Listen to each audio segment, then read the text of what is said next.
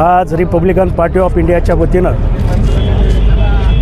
परभणी येथील जे घटना घडलेली आहे, संविधानाचे प्रत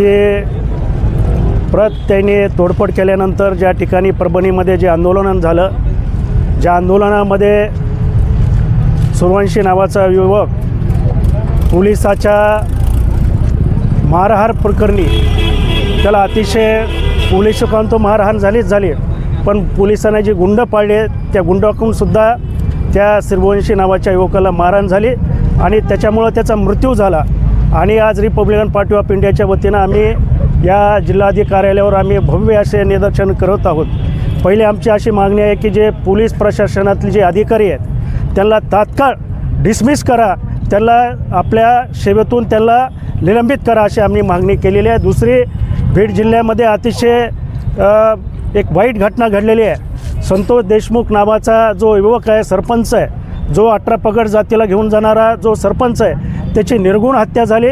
त्याच्यातले आरोपी तात्काळ अटक करा ही आमची रिपब्लिकन पक्षाच्या वतीनं मागणी आहे। याचबरोबर या आंबेडकरी चळवळीच्या वतीनं काल बीड जिल्ह्यामधले अनेक तालुके, अनेक गावं बंद होती आणि आज एवढी आंबेडकरी जनतेमध्ये एवढी खतखत आहे, एवढा राग आहे की ज्या पद्धतीनं परभणीमधल्या ज्या पोलीस प्रशासनाने ज्या आंबेडकरी चळवळीच्या कार्यकर्त्यांवर धडपकड केली आणि त्याला अनुमानपणे अत्यंत वाईट पद्धतीने त्याला मारहाण करण्यात आली, त्याच्या निषेधामध्ये आज बीड जिल्ह्यातली सर्व आंबेडकरी चळवळीतले सर्व कार्यकर्ते, पक्षातील सर्व नेते कार्यकर्ते आज त्यांचं उग्र दिशेने ते आंदोलन करीत आहेत। आणि आमची प्रशासनाला, या महाराष्ट्र शासनाला आणि प्रशासनाला एकच मागणी आहे, जोपर्यंत त्या परभणी इथले जे जातीवादी पोलीस प्रशासनातले जे अधिकारी आहेत त्या अधिकाऱ्याला जोपर्यंत आपण निलंबित किंवा डिसमिस करत नाही तोपर्यंत हे आमचं आंदोलन रिपब्लिकन पार्टी ऑफ इंडियाच्या वतीनं माननीय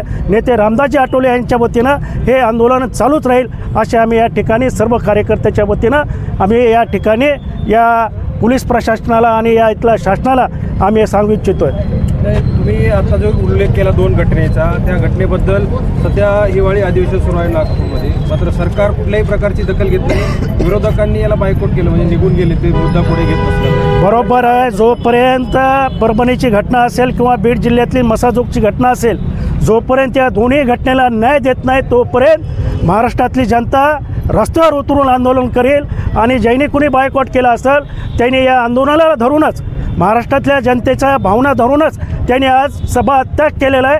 मी त्यांचं या ठिकाणी सर्व आमदाराचं मी या ठिकाणी पूर्ण महाराष्ट्रातील दलित चळवळीच्या वतीने, आंबेडकरी चळवळीच्या वतीने मी त्यांचा आभार व्यक्त करतो। मी युतीमध्ये, सत्तेमध्ये सुद्धा आहात, आठवले साहेबांची काय भूमिका असणार आहे? आठवले साहेबांची स्पष्ट भूमिका आहे। काल आठवले साहेबांनी ज्या ठिकाणी रिपब्लिकन पार्टी ऑफ इंडियाच्या वतीनं बंद करण्यात आला, पक्षाच्या वतीनं बंद केला, त्यांनी आदेश दिलेले आहेत। जर या ठिकाणी आपल्याला कुणी दडपण्याचा प्रयत्न करीत असेल, संविधानाचा कुणी जर अपमान करीत असेल तर त्याला तसा धडा शिकवण्याची भूमिका माननीय रामदासजी आठवलेचे साहेबांचे आणि रिपब्लिकन पार्टी ऑफ इंडियाची आहे। इकडं परभणीची जी घटना झाली, ज्याने संविधानाच्या प्रतिकृतीत तोडफोड केली, तो मनोरुग्ण आहे असं सांगितलं जात आहे, की काय? मला या ठिकाणी आवर्जून सांगावंसं वाटतं, ज्या ठिकाणी डॉक्टर बाबासाहेब आंबेडकरांची कुणी विटंबना केली तो सुद्धा मनोरुग्ण ठरविला जातो। काल संविधानाची तोडफोड केली त्याला सुद्धा मनोरुग्ण ठरवलं जातं। हे कुठंतरी सरकारचं क्लीन चिट देण्याची मागची भूमिका असावी असा तमाम आंबेडकरी चळवळीच्या मनामध्ये प्रश्नचिन्ह निर्माण झालेला आहे। बाबासाहेब आंबेडकरांचा डॉक्टर बाबासाहेब आंबेडकरांचा पार्टी ऑफ इंडियाचा तुम आगे बढ़ो, हम तुम्हारे साथ हैं, तुम आगे बढ़ो, हम तुम्हारे साथ हैं।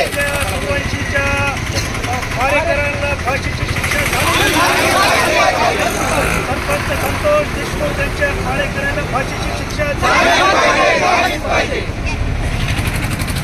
परभणी इथल्या पोलीस प्रशासनाला बडतर्फ झालीच पाहिजे, परभणी इथल्या पोलीस प्रशासनाला बडतर्फ झालीच पाहिजे, परभणी इथल्या पोलीस प्रशासनाची बडतर्फ झालीच पाहिजे।